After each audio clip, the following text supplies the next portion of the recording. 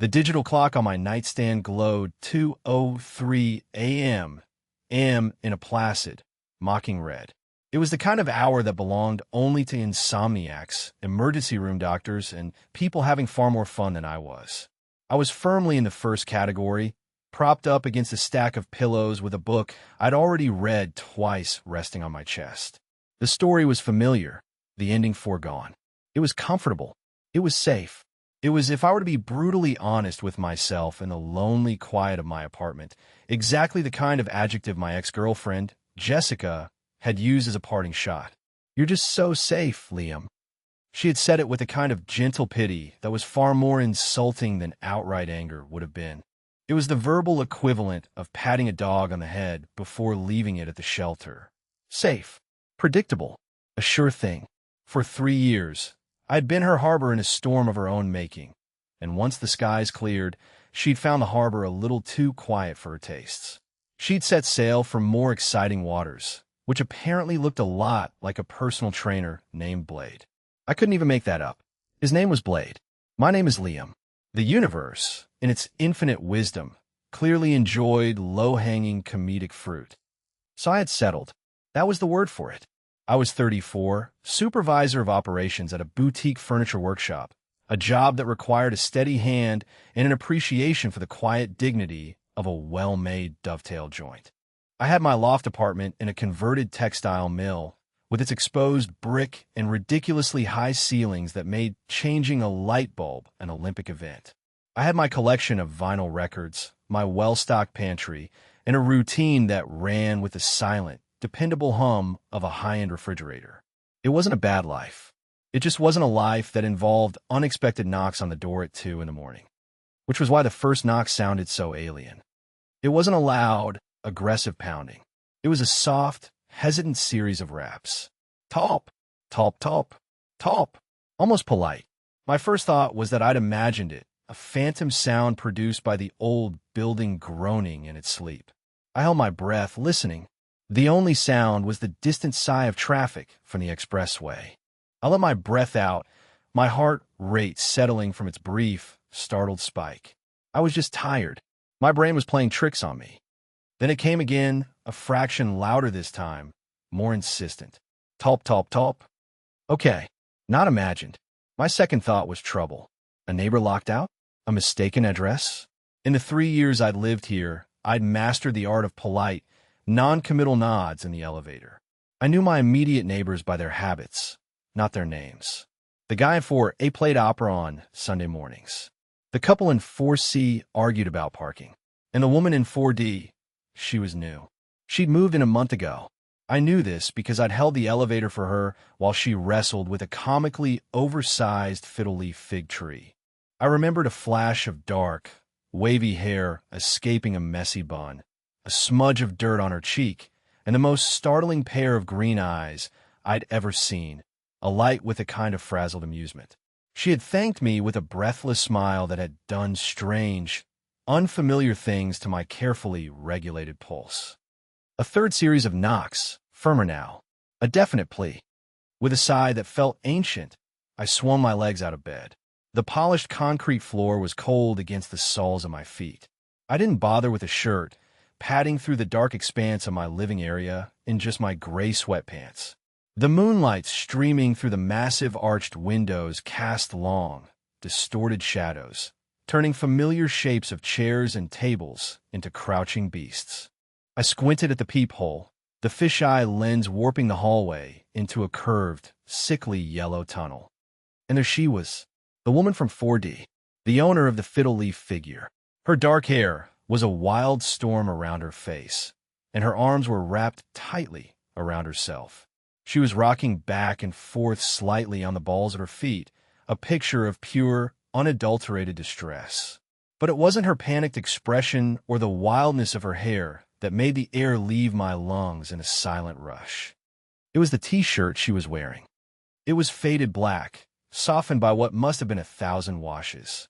Across the chest, in a cracked and peeling white font, were the words "The Iron Docks" above a stylized graphic of a shipyard crane. It was my shirt. I was absolutely, unequivocally certain of it. It was a shirt from a local band that had broken up a decade ago, a band I'd loved with the fierce, uncritical passion of a 20-year-old. I bought that shirt at their last ever show at a dive bar that had since been turned into a chain pharmacy. It had been my favorite shirt for years, a soft, comfortable relic of my youth, until Jessica had declared it unfit for human consumption and donated it during one of her periodic purges of my closet. I hadn't seen it in 5 years, and now, here it was at 2 in the morning, clinging to the distraught frame of my upstairs neighbor. My mind raced, trying to connect a series of dots that refused to form a coherent line. Had Jessica donated it to a shop in this neighborhood? Did this woman somehow find it? The sheer, baffling improbability of it all short-circuited my brain. All the logical questions. Who are you? What's wrong? Why are you at my door? Were bulldozed by the one all-consuming nonsensical question. How did you get my shirt? I fumbled with the deadbolt, my fingers suddenly clumsy. The heavy lock slid back with a loud, definitive thunk that seemed to echo the sudden, chaotic lurch in my chest. I pulled the heavy door inward. She flinched at the sound, her wide, terrified eyes snapping to mine. They were even greener up close, flecked with gold, and currently swimming with unshed tears. "I'm so sorry," she whispered, her voice a raw, shaky thing. "I know it's late. I didn't know who else to. Can I?" She gestured vaguely behind her, down the empty hallway, as if it were filled with unseen horrors. My mouth opened, but the words wouldn't come. My gaze was still fixed on the faded logo of the shirt. The Iron Docks. I remembered the smell of stale beer and sweat at that last show. I remembered the lead singer screaming the final chorus of their best song. I remembered thinking it was the end of an era, and now that era was standing on my doorstep, looking like she was about to shatter. "Come in," I managed, the words sounding rusty and unused. I stepped back, holding the door wider. She didn't need to be told twice. She scurried past me into the apartment, her bare feet making no sound on the concrete. She stopped in the middle of the room, hugging herself tighter, a small, trembling island in the vast, moonlit space. She looked impossibly small, dwarfed by the high ceilings and the oversized furniture. I closed the door, shutting out the yellow hallway and locking the deadbolt again, the sound now feeling protective rather than alarming. I turned to face her, my mind still a frantic scramble of confusion and concern. She was shivering, though the night was warm. "Are you okay?" I asked, my voice still rough with sleep and disuse.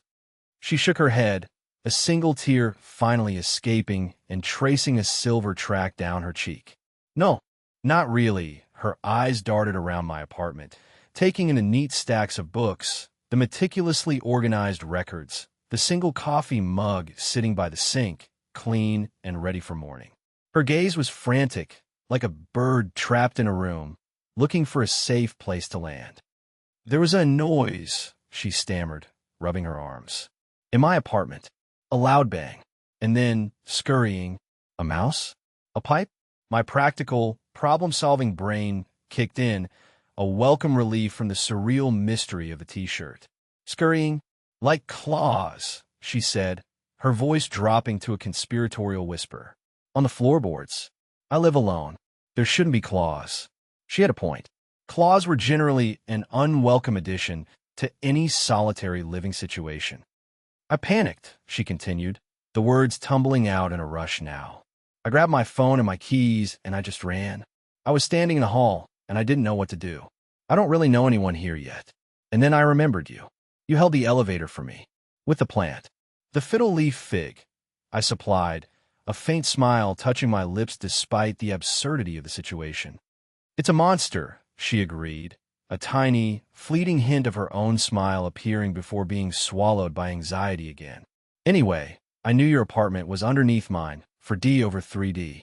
It felt safer, closer, so I came here. I am so sorry to bother you." "It's not a bother," I said, and the surprising thing was I meant it.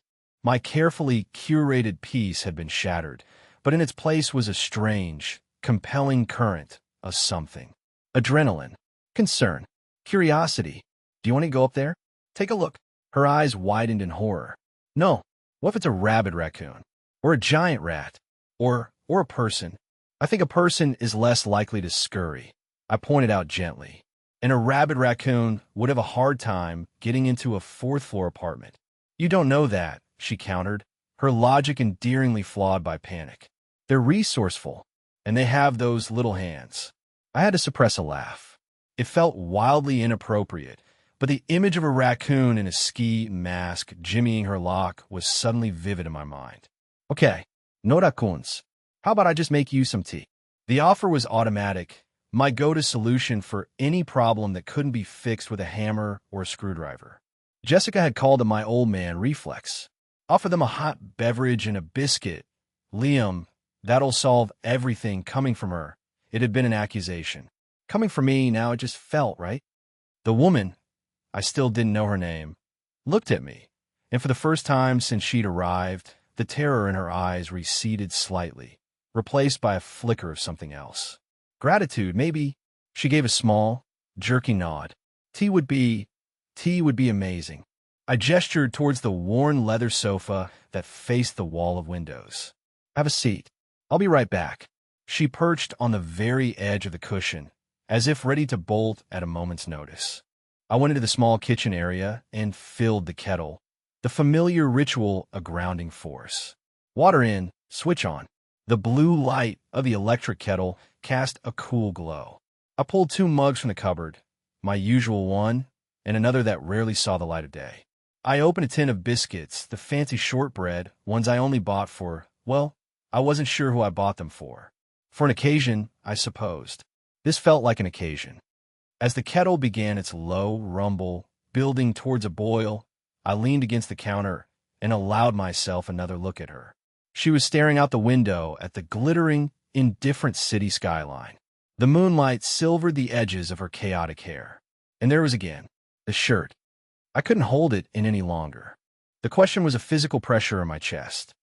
This is going to sound like a weird question. I began, my voice low. She turned from the window, her expression still fragile. Given the circumstances, I think I'm prepared for weird. Your shirt, I said, pointing with a tea bag. Where did you get it? Her brow furrowed in confusion. She looked down at herself, as if only just now remembering what she was wearing. She plucked at the faded fabric. Oh, this old thing? It's my panic shirt. Your panic shirt. I repeated, my own brow now furrowed. Yeah, a small, self-deprecating smile touched her lips. It's the softest thing I own. When I'm stressed or can't sleep or feel like the world is ending, I put it on. It's like a security blanket I can wear. I got it at a thrift store in my old neighborhood a few years ago. I liked the logo. She traced the crane with her finger. It felt sturdy. A thrift store. A few years ago. My mind did the math. It was plausible. Insanely, wildly, cosmically implausible, but plausible. I had lived in that neighborhood before moving here. I had donated that shirt right around that time. The Iron Docks, I said, the name feeling strange on my tongue after so many years. They were a band. Her eyes lit up with genuine interest, the panic momentarily forgotten. Really? Were they any good? They were loud, I said with a nostalgic smile, and angry, and brilliant, for about 18 months. The kettle clicked off, its shriek cutting through the quiet. I poured the boiling water into the mugs, the steam fogging my glasses for a second. I steeped the tea, arranged the biscuits on a small plate, and carried the whole arrangement over to the coffee table. She watched me with a new kind of curiosity. The terror was gone, replaced by an intense, analytical focus. It was the same look I used when diagnosing a problem with a piece of machinery. Total, unnerving concentration. You're very methodical, she observed as I set everything down with careful precision. Sorry, I said reflexively. Don't be, she said quickly. It's calming.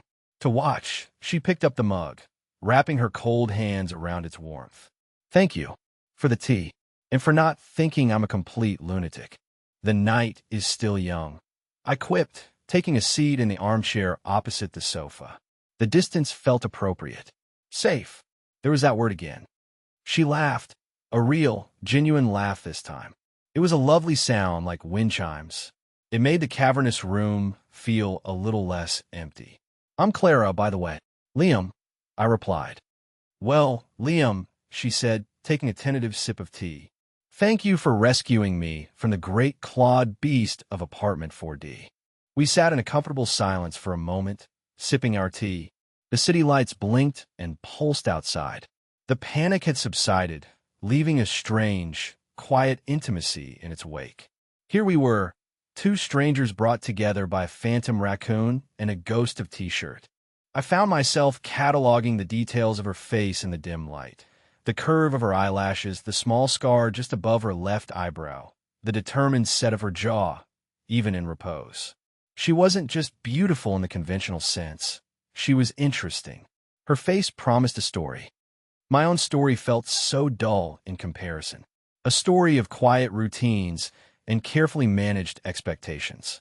A story written in pencil, easily erased. Clara's phone, which she'd placed on the coffee table, suddenly lit up, vibrating aggressively against the wood. The screen illuminated a name, Julian. She flinched as if she'd been burned. The fragile peace of the moment shattered instantly.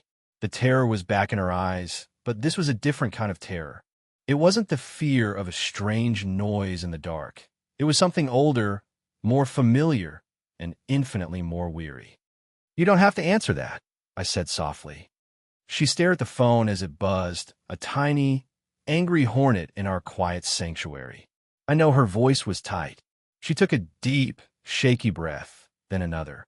Finally, with a look of profound resignation, she reached out and silenced it, flipping it face down on the table. The abrupt silence was louder than the buzzing had been.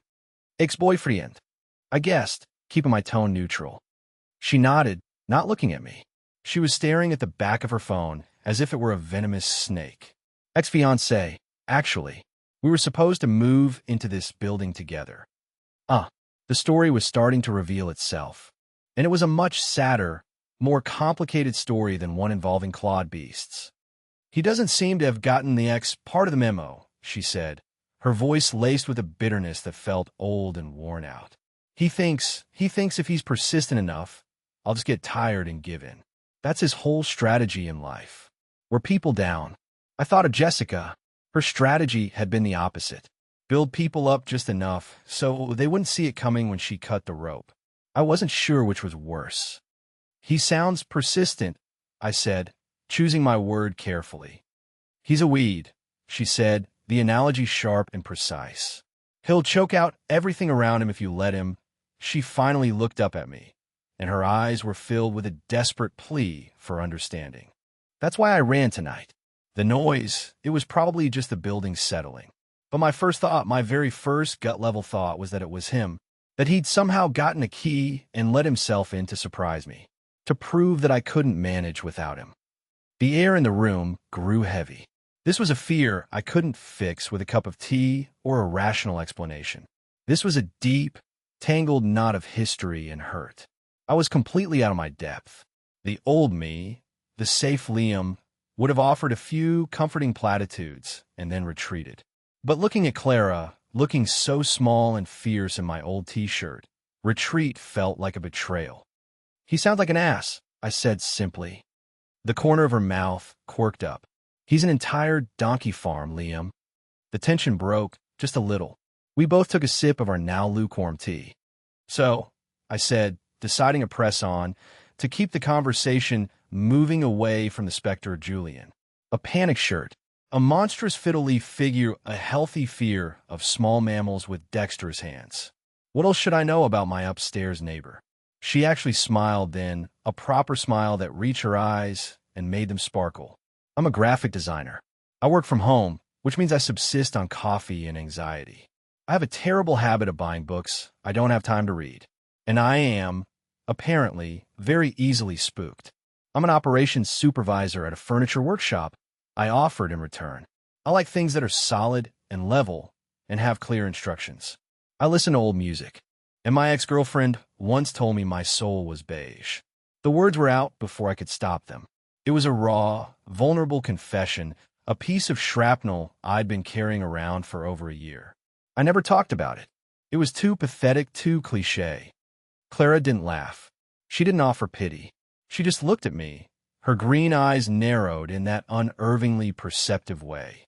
She took in my apartment again. The warm wood of the record player console I'd built myself, the rich colors of the spines of my books, the deep, comfortable navy of the armchair I was sitting in. Beige, she said, her tone skeptical. She must have been colorblind. And just like that, a weight I didn't even know I was still carrying lifted. It was a simple sentence, a casual observation, but felt like a spotlight being switched on in a dusty, forgotten room. Jessica had to find me, and I had, on some level, accepted her definition. I was the safe, boring, beige guy. But Clara, a virtual stranger, had taken one look and seen something else. She hadn't seen beige. She'd seen color. This was it, the moment of being seen. It wasn't a grand declaration. It was a quiet, 5-word rebuttal of a ghost that had been haunting me for months. And it was more potent than any grand declaration could ever have been. So, she said, setting her empty mug down on the table with a soft click. The beast. I suppose I can't stay on your couch forever. You can if you want, I said, a little too quickly. I mean, if you don't feel safe. As tempting as that is, she said, a playful light in her eyes, I have a deadline tomorrow, and my laptop, which contains my entire livelihood, is currently at the mercy of the Raccoon Syndicate. She stood up, stretching her arms over her head. The movement caused the hem of my old t-shirt to rise, offering a brief glimpse of the pale skin of her stomach before she dropped her arms and it fell back into place. My throat went dry. Would you? She started, then hesitated. This is a huge ask, but would you come up with me? Just to stand in the doorway while I do a quick sweep for intruders, man or beast. Of course, I said, standing up immediately. I'll even arm myself. I walked over to the collection of tools I kept neatly arranged on a pegboard by the door and selected my largest, heaviest Maglite flashlight. It was solid aluminum and weighed a good 3 pounds. Clara eyed it with appreciation. Excellent choice. That could definitely stun a mid-sized rodent. Or a stockbroker. Julian is a stockbroker? I asked, a smile playing on my lips. Worse, she said grimly as we walked to the door.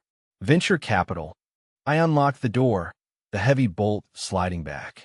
As I pulled it open, I felt a strange sense of reluctance, as if I were letting the magic of the last hour escape.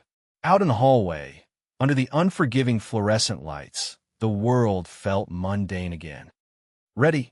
She asked, clutching her keys in her hand like a weapon. Ready, I said, gripping my flashlight. I felt ridiculous and heroic all at once. Lead the way. We took the stairs. It seemed more appropriate for a midnight expedition than the sterile confines of the elevator. Our footsteps echoed in the quiet concrete stairwell. Clara's apartment was a mirror image of mine, just one floor up.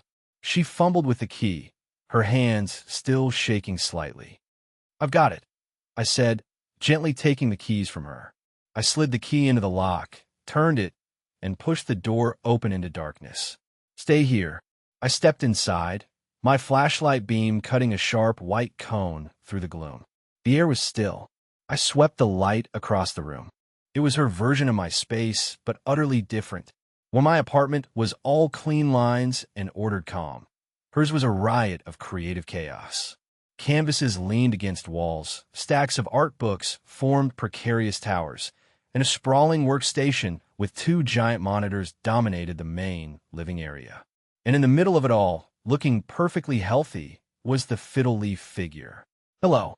I called into the silence. Nothing. I moved deeper into the apartment, checking the small kitchen, the bathroom. Everything was neat, tidy, and creature-free. No signs of forced entry. No signs of raccoon-led insurrection. I ended up in her bedroom.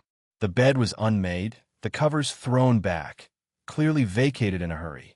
And on the floor, near the radiator, was the source of the noise. A large hardback copy of a history of graphic design had apparently been balanced on the windowsill. The heat from the radiator must have caused it to expand or shift, and it had fallen onto the hardwood floor with a loud thwack. As for the scurrying, a dust bunny, the size of a small kitten, had probably been sent rolling by the impact. I picked up the book. It was heavy enough to have made a truly terrifying noise in the dead of night. I walked back to the living room where Clara was hovering anxiously in the doorway. I held up the book. "I believe I've found your intruder." She stared at the book, then at the empty spot on her windowsill, then back at the book. A slow blush crept up her neck. "Oh my God," she whispered. I was routed by a textbook. "It's a very formidable-looking textbook," I said gravely. I was almost scared myself. She finally stepped into her apartment, the tension draining out of her shoulders in a visible wave. She let out a long, shaky sigh that turned into a laugh of pure, unadulterated embarrassment. "I cannot believe I made you get out of bed and armed yourself with a flashlight because I was attacked by my own library." "It happens to the best of us," I said, placing the book on her coffee table. "Last week, I was convinced a floorboard was squeaking in Morse code. It was just a loose screw." She looked at me, her eyes soft in the dim light filtering in from the hallway. "You're being very nice about this." "I'm a very nice guy," I said, and for the first time, the phrase didn't sound like an insult to my own ears. "Yes," she said softly, her gaze holding mine. "I'm starting to think you are." An electric current passed between us in that quiet moment. The air grew thick with unspoken things. My hand, still holding the flashlight, felt heavy and clumsy. I should go.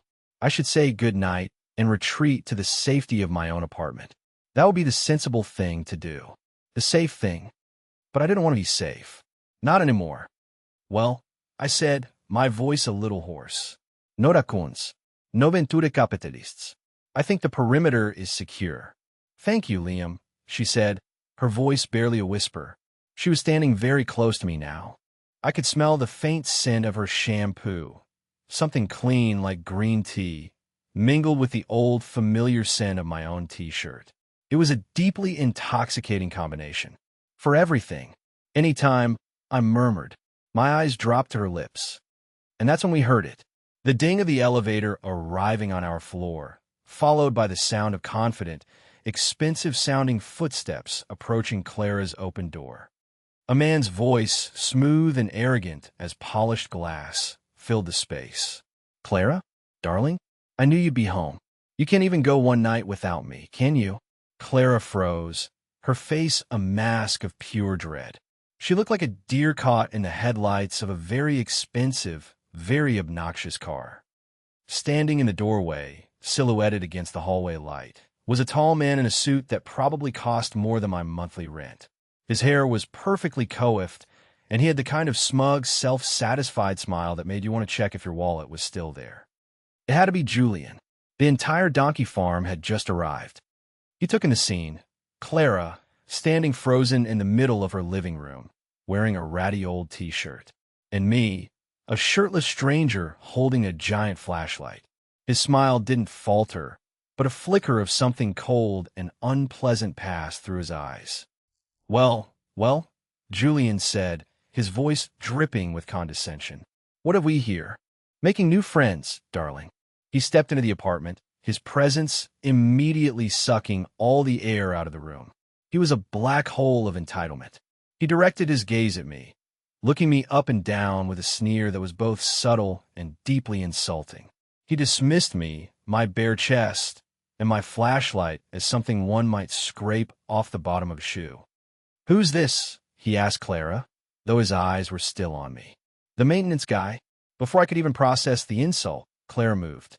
She stepped between us, a small, fierce barrier. "His name is Liam Julian. He's my neighbor, and you need to leave." Her voice didn't shake. It was firm, cold, and absolute. I was floored by the strength in it. The trembling, terrified woman who had knocked on my door an hour ago was gone.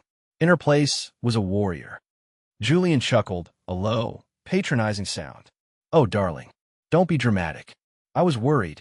You weren't answering my calls." He gestured around the chaotic apartment with a flick of his wrist. "Clearly you're not coping well on your own. Look at this place. And what on earth are you wearing? Is that from the Destitute Artist Collection?" My hand tightened on the maglite. I had a sudden, vivid fantasy of seeing how destitute it would look embedded in the grill of his smug face. I took a deep, calming breath. Violence was his language, not mine. My strength was different, quiet, more patient. I asked you to leave, Julian, Clara repeated, her voice dangerously quiet now. He ignored her, turning his attention back to me. Look, pal, he said, adopting a man-to-man tone that was meant to exclude Clara from the conversation. I don't know what she told you, but this little I need space thing is just a phase. She gets these ideas. She's emotional. He smiled, a conspiratorial boys will be boys grin. You know how they are. That was it. That was the line. The casual dismissive, you know how they are, the assumption that I, another man, would automatically be on his side. That we would share in this disgusting, patronizing view of the strong, brilliant woman standing right in front of us. I didn't raise my voice. I didn't move a muscle. I just met his gaze and held it. No, I said, my voice quiet but carrying in the suddenly silent room. I don't know how they are, but I know that this woman asked you to leave her apartment. And in my experience, when someone asks you to leave their home, the decent thing to do is to leave. I didn't call him a name. I didn't threaten him. I just stated a simple, undeniable fact. And in doing so, I highlighted the fact that he was by definition not a decent person. The effect was more powerful than a punch. Julian's smug mask faltered. For a split second, a flash of genuine, ugly anger showed through. He was used to people who shouted, who postured. He wasn't used to quiet, unshakable opposition. He didn't know how to fight it. He looked from my calm face to Clara's resolute one. He saw a united front. He had come here expecting to find her alone and vulnerable, ready to be worn down. Instead, he'd found her with me, the quiet, capable man, the beige man. And somehow, in this moment, beige was proving to be a surprisingly effective color. This is ridiculous, Julian scoffed, trying to regain control. He turned to Clara. Are you seriously choosing this nobody over me? Over us. Clara didn't even hesitate. There is no us, Julian. There hasn't been for months. And yes, she said, and here she turned her head slightly, just enough to catch my eye, a silent message passing between us. I'm choosing a decent, kind man who brings me tea when I'm scared over a man who is the reason I was scared in the first place. Now, get out. It was a verbal kill shot. Clean, precise, and utterly devastating. Julian looked like he'd been slapped. He opened his mouth, then closed it again. There was nothing left to say. He had no more moves. He had tried to wear her down, and she had simply refused to be worn. He gave me one last look, a look of pure, unadulterated hatred. It was the look of a man who has just realized he's been outplayed in a game he thought he had already won. Then he turned on his heel and stalked out of the apartment, the sound of his expensive shoes echoing his defeat down the hallway. The silence he left behind was profound. It was a clean, fresh silence, scrubbed of his toxic presence. Clara stood with her back to me for a long moment. I could see her shoulders trembling. I took a step forward, then stopped, unsure what to do. My role as guardian was over. Now we were just two people in a room, the adrenaline fading, leaving the raw, tender reality in its wake. She finally turned around. Her eyes were glistening with tears, but she was smiling. A real, watery, triumphant smile. The entire donkey farm, she whispered, her voice thick with emotion, has left the building. I finished for her, a slow smile spreading across my own face. And then she was crossing the room in 3 quick steps, and her arms were around my neck, and she was hugging me with a fierce, desperate strength that took my breath away. I was still holding the flashlight, so my own arms were pinned awkwardly at my sides. After a moment of hesitation, I let the mag light clatter to the floor and wrapped my arms around her, pulling her close. She felt so small and solid in my arms.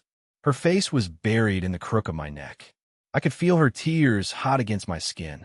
I just held her, my hand stroking her wild hair, my chin resting on the top of her head. We stood like that for a long time, two strangers who weren't strangers anymore, holding each other up in the middle of her messy, beautiful, finally safe apartment. The scent of her hair, the feeling of her breath against my neck, the solid weight of her against my chest. It was overwhelming. It was terrifying. It was the least safe I had felt in years. And it was wonderful. Eventually, her sobs subsided into shaky breaths. She didn't pull away, just loosen her grip slightly her forehead resting against my collarbone. My bare skin tingled where her tears had been. "I'm sorry," she mumbled into my chest. "I've cried on you, and I'm wearing your shirt. This is probably the weirdest first meeting in history." Technically, our first meeting involved a large houseplant. I murmured into her hair. "This is just part two." She chuckled, a wet, hiccuping sound. She finally pulled back, just enough to look up at me. Her face was blotchy, her eyes were red-rimmed, and her hair was a certifiable disaster. I had never seen a more beautiful woman in my life. "So," she said, her voice soft and serious now, her green eyes searching mine. The playfulness was gone, replaced by that direct, unnerving clarity. "What is this, Liam?" It wasn't an accusation. It was a genuine question, an invitation. She was cutting through the noise, the subtext, the fear. She was asking for the truth. Jessica had never asked for the truth. She just presented her own version of it and expected me to agree. My heart was pounding a frantic, chaotic rhythm against my ribs. My brain, the safe, sensible part of it, was screaming at me to retreat, to make a joke, to downplay the moment. Tell her it's nothing. Tell her you were just being a good neighbor. Don't risk it. Don't be a fool. But then I looked at her face, at the hope and vulnerability warring in her eyes. I thought of the word beige. I thought of a life spent in the quiet, colorless harbor. And I realized that the biggest risk wasn't saying something. It was saying nothing. The biggest risk was letting this moment, this woman, this impossible, wonderful feeling slip away. "I don't know," I started, and I saw a flicker of disappointment in her eyes. "No, that's not true." I took a breath, the deepest breath of my life. It was time to stop being safe. It was time to be honest. This is me, at 2 o'clock in the morning, realizing that I've been living my life in black and white, and you just walked in wearing a t-shirt I haven't seen in 5 years and turned everything into color. The words hung in the air between us, stark and sincere. It wasn't witty. It wasn't clever. It was just the unvarnished truth. It was the most terrified I'd ever been. A slow, brilliant smile spread across Clara's face. It was like watching the sun rise. "Color, huh?" she whispered. "What color?" "All of them," I said, my voice thick. "Every single one." She rose up on her tiptoes, her hands still resting on my shoulders. Her eyes fluttered shut. "Good," she murmured, her lips just a breath away from mine. "Because I'm really tired of beige."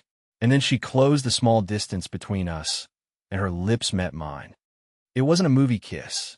There was no swell of orchestral music. It was quiet and hesitant and a little clumsy. Her lips were soft and tasted faintly of chamomile tea and salt from her tears. My hands, which had been resting on her back, came up to cup her face, my thumbs tracing the line of her jaw.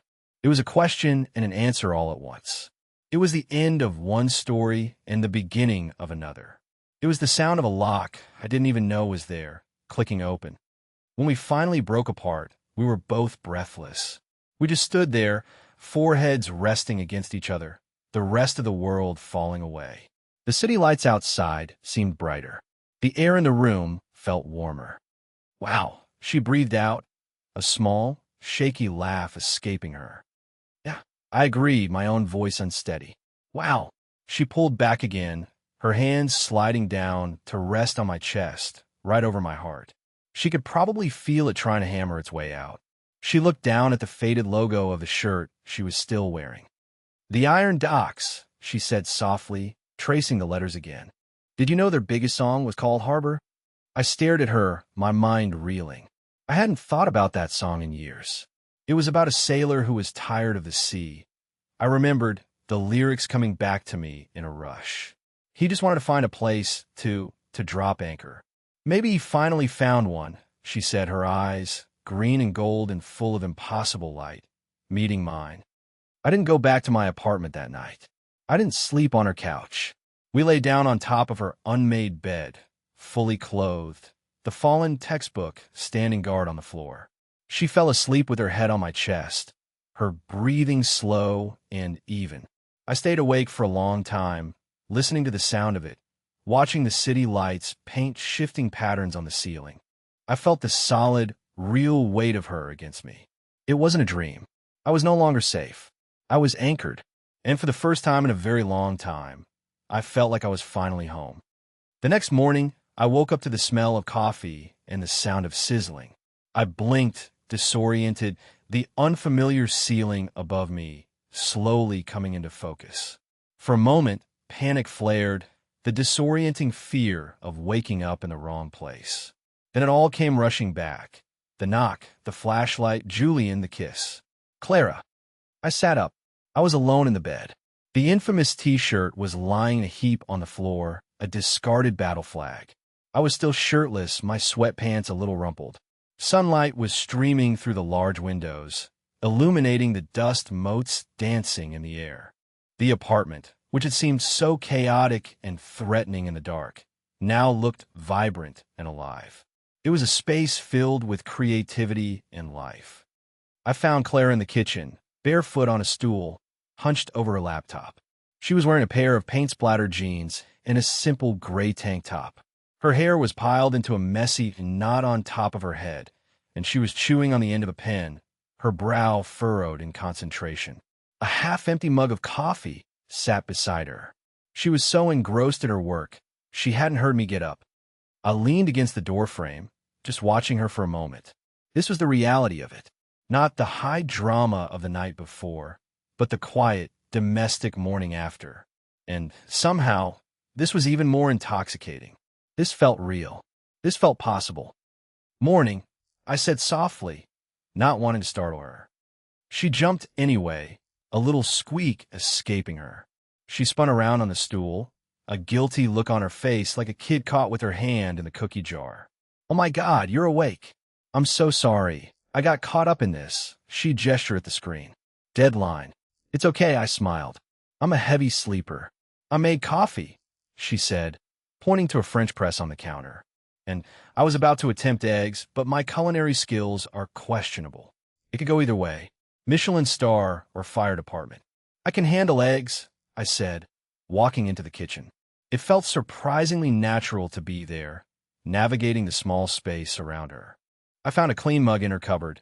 It was a cheerful, hand-painted monstrosity with a lopsided handle, and poured myself some coffee. It was strong and perfect. "So," she said, swiveling on her stool to face me, her knees tucked up under her chin. "You're still here. You didn't, sneak out in the middle of the night to escape the crazy lady upstairs."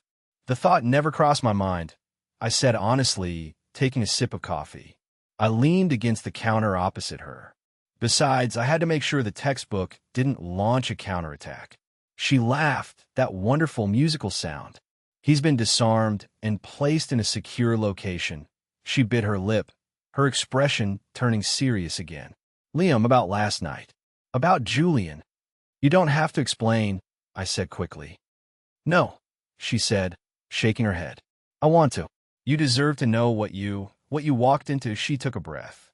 "Julian and I were together for 5 years. We got engaged last year. He's charming.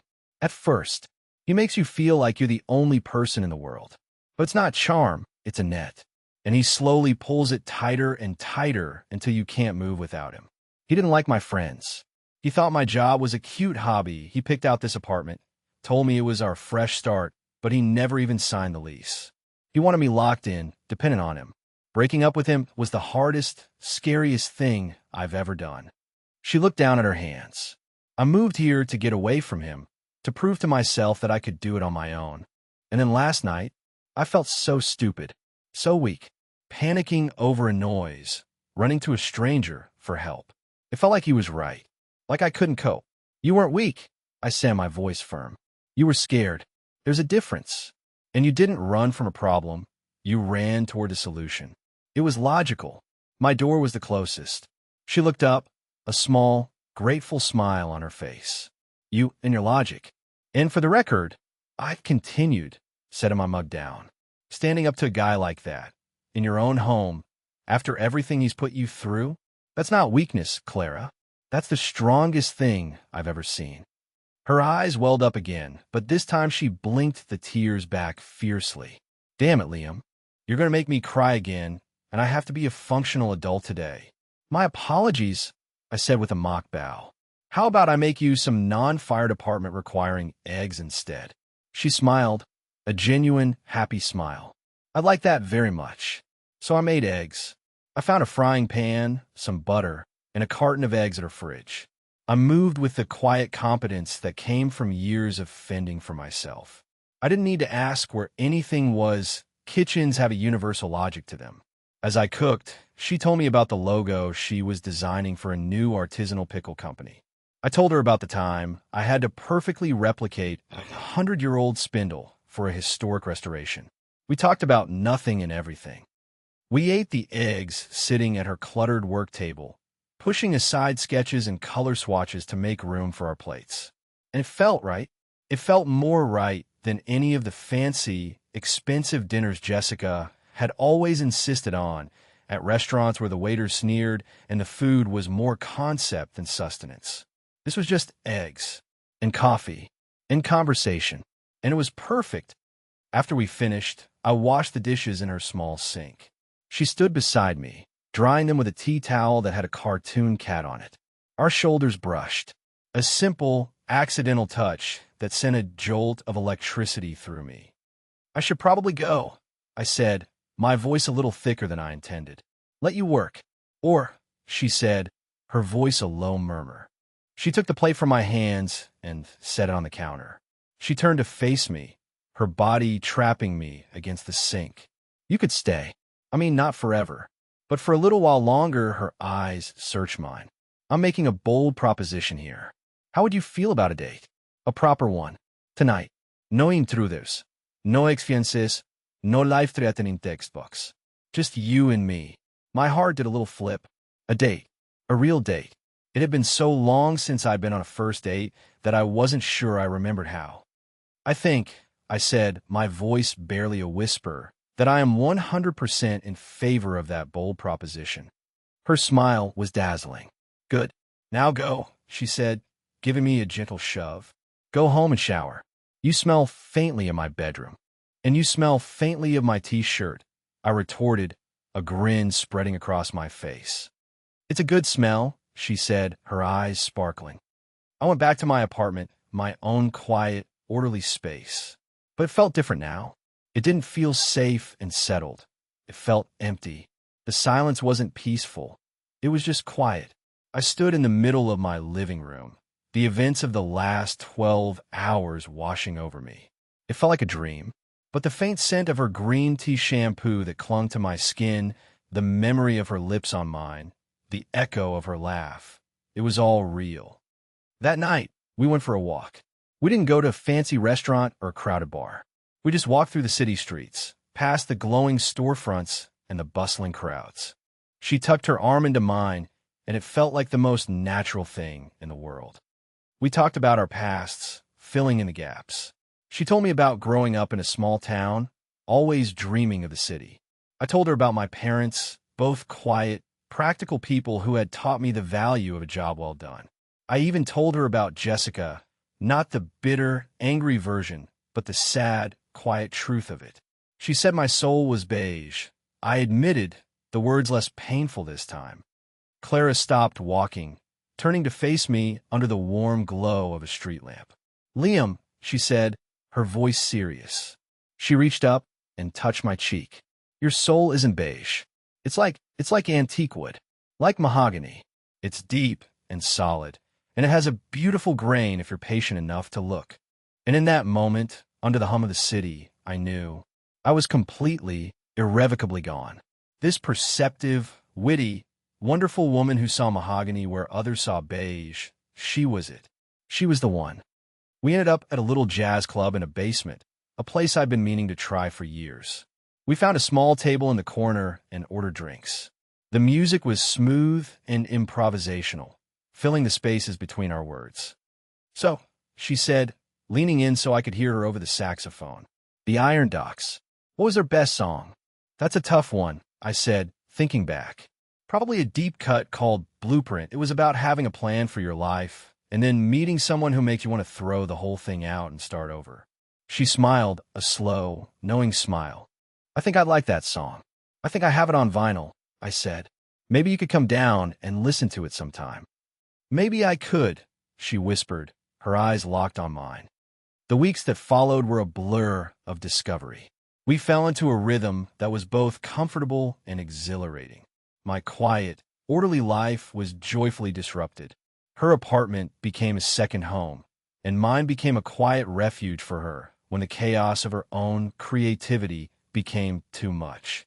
We hung patio lights on our balcony, a task that involved me on a ladder and her giving highly critical, deeply unhelpful, and hilarious directions from below. I cooked for her. She introduced me to bizarre foreign films with no plot. Our lives began to merge in small, significant ways. A toothbrush of hers appeared in my bathroom. A book of mine migrated to her nightstand.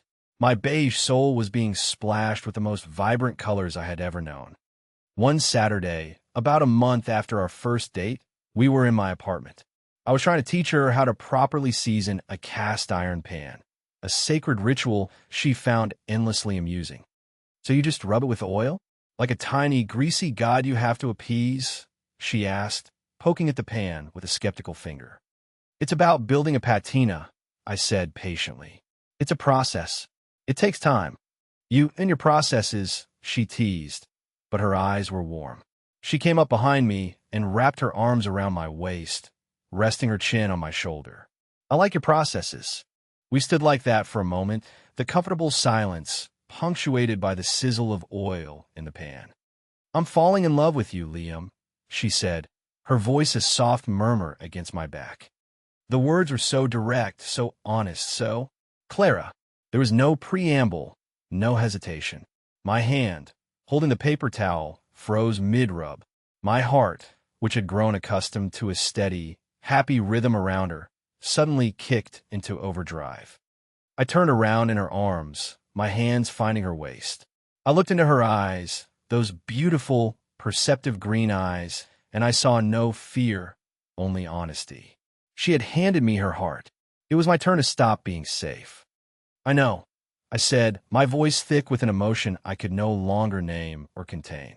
Because I'm so far gone for you, Clara. I don't think I could find my way back if I wanted to. And I didn't want to. I never wanted to go back. Her smile was the brightest thing I had ever seen. Good, she said. Then I guess we're both wonderfully, hopelessly lost. Or maybe, I said, leaning in to kiss her, the smell of hot cast iron and the promise of a lifetime filling the air. Maybe we're finally found. 1 year later. The key turned smoothly in the lock. I pushed the door open with my shoulder, my arms full of grocery bags. I'm home, I called into the space. The apartment was a perfect fusion of our two worlds. It was a new place, one we had chosen together, halfway between my old floor and hers. It had the high ceilings and exposed brick we both loved, but it was filled with a warmth and a life that neither of our old apartments had possessed on their own. Her vibrant, chaotic canvases hung on the walls next to my meticulously framed architectural prints. Her precarious stacks of art books shared shelf space with my alphabetized vinyl collection. It was our space. It was home. Clara emerged from her studio, a smudge of turquoise paint on her cheek and a pencil tucked behind her ear. She was wearing one of my old button-down shirts as a smock, the sleeves rolled up to her elbows. She looked at me, laden with groceries, and a wide, beautiful smile spread across her face. You're a lifesaver, she said, coming over to help me. I was so lost in this new commission, I completely forgot that humans require food to live. That's what I'm here for, I said, leaning in to kiss the tip of her nose, deliberately avoiding the paint smudge. To remind you of basic biological functions. As we unpacked the groceries, a comfortable domestic dance we had perfected over the past year, I saw it. Lying on the arm of the sofa, waiting for her, a small velvet box. My heart started to pound. This was a different kind of pounding than the fear I'd felt with Julian or the anxious hope I'd felt before our first kiss. This was a deep, resonant, certain drumbeat. The beat of a future. Clara saw me looking. She followed my gaze to the box, and her hands, which were holding a carton of eggs, stilled. Liam, she asked, her voice a soft, questioning whisper. I walked over to the sofa and picked up the box. I turned back to her, my own hands suddenly feeling clumsy and large. I knelt down on one knee on the hardwood floor of our living room. It felt cliché. It felt terrifying. It felt absolutely 100% right. Clara, I began, my voice shaking just a little. A year ago, a terrified, beautiful woman wearing my favorite old t-shirt knocked on my door in the middle of the night and turned my entire world from beige to full, brilliant color. You taught me that being safe isn't the same as being happy. You saw the person I was, not the person I was afraid I had become. I opened the box. Inside, nestled on the velvet, was a simple, elegant ring. It wasn't a huge diamond like Julian would have chosen. It was a single, perfect sapphire, the color of the sky at dusk, flanked by two tiny, brilliant diamonds. It was unique and strong and beautiful. It was her. My life started the night I met you, I said, my voice thick with emotion. And I don't want to spend another day of it without you. Will you, Clara, my wonderful, perceptive, pickle logo designing catalyst, will you marry me? Tears were streaming down her face, but she was laughing, a sound of pure, unadulterated joy. She carefully set the carton of eggs on the counter and launched herself into my arms, sending us both tumbling onto the floor in a heap of limbs and laughter and happy tears. Yes, she cried, burying her face in my neck. Yes, of course, yes. 1,000 times yes. I slid the ring onto her finger. It was a perfect fit. Later that night, we were curled up on the sofa, a documentary about fonts playing quietly on the television. Clara was snuggled against my side, her left hand resting on my chest. Every few minutes, she would angle her hand to catch the light, admiring the deep blue of the sapphire. She was wearing a t-shirt. It was soft and gray and familiar. Is this my shirt? I asked, a smile on my voice. Maybe, she said, her voice sleepy. I stole it from your drawer this morning. It's soft. It smells like you. She looked up at me, her eyes full of a deep, abiding love. It feels like home. I kissed the top of her head, my heart so full I thought it might burst. The quiet, capable man had found his perceptive catalyst.